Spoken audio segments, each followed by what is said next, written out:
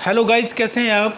तो जैसे आपको देख रहे हैं कि जेई मेन ऑनलाइन एग्ज़ाम 2 सितंबर एनालिसिस है ना, जो आज आपका गाइस क्या नाम एग्ज़ाम हुआ है आपका फर्स्ट स्लॉट में जेई मेन का, ठीक है ना। तो उसमें कुछ बच्चों की जो रिएक्शन है जिनसे मेरी बात हुई है अभी फ़ोन पे, ठीक है ना, तो उसके बारे में जो है एनालिसिस के बाद में आपको बताना था कि जिससे कि आप आगे कल एग्ज़ाम में जाओगे या सेकंड स्लॉट में आप जाओगे तो आपको पता लगे कि पेपर का जो पैटर्न है वो किस प्रकार का है और पेपर हमारा किस तरह का है। देखो बच्चों, जो 2020 में जनवरी में जो एग्ज़ाम हुआ था बिल्कुल पैटर्न वही है और लगभग लेवल भी बिल्कुल सेम है, कोई ज़्यादा हार्ड एग्ज़ाम नहीं है। और बिल्कुल केमिस्ट्री के पॉइंट ऑफ व्यू से अगर मैं बात करूं बच्चों, तो बहुत ही एनसीईआरटी बेस्ड बिल्कुल सभी क्वेश्चन आए हैं, ठीक है ना।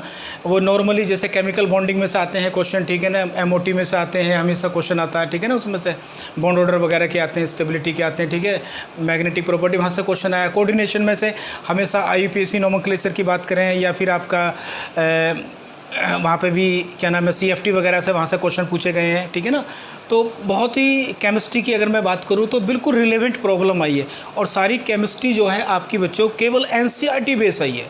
मैंने देखा है कि बच्चे क्या करते हैं कि हमेशा साल भर अनरिलेवेंट प्रॉब्लम पता नहीं कौन कौन सी किताब खरीद लेते हैं, उनको पढ़ते रहते हैं।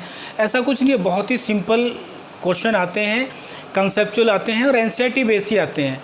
तो जो बच्चे आगे अभी जाने वाले हैं तो वो हमेशा ध्यान रखें कि जो भी NCERT में नेम रिएक्शन दी हुई है, ठीक है ना, जितने भी रिएजेंट NCERT में हैं उनको ही आप जो है बढ़िया तरीके से बच्चों फोकस करेंगे, ठीक है ना। तो बहुत इजी पेपर है, सिंपल पेपर है और तीनों सब्जेक्ट की अगर मैं बात करूं, मान लो अगर मैं केमिस्ट्री की बात करूं तो केमिस्ट्री जो है आपकी तीनों में बच्चों क्या आई है वो थोड़ी सी आसान आई है, यानी कि स्कोरिंग है, ठीक है ना। तो केमिस्ट्री पे आप पूरी जान लगा दीजिए, सिलेक्शन आपका यही कराएगी, ठीक है ना।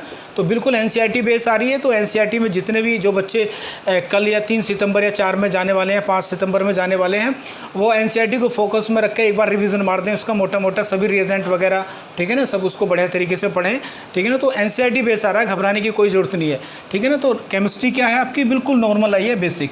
और कोई भी अगर हम कहें कि अनरिलेवेंट प्रॉब्लम की अगर बात करें तो ऐसे क्वेश्चन नहीं आए, ना के बराबर ही हैं।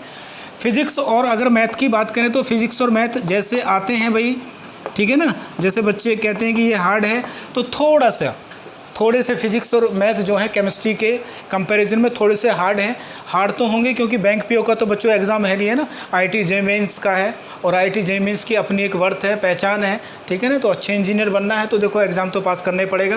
लेकिन फिर भी ओवरऑल अगर देखा जाए तो बिल्कुल एग्ज़ाम ऐसा ही है जो कि आपका 2020 में जनवरी में आया था, उसी लेवल का एग्ज़ाम है। और केमिस्ट्री बिल्कुल ऐसी है, पहले भी इजी थी अब भी है, बल्कि 2020 से थोड़ी सी आसानी है केमिस्ट्री, जो बच्चों से बात हुई है।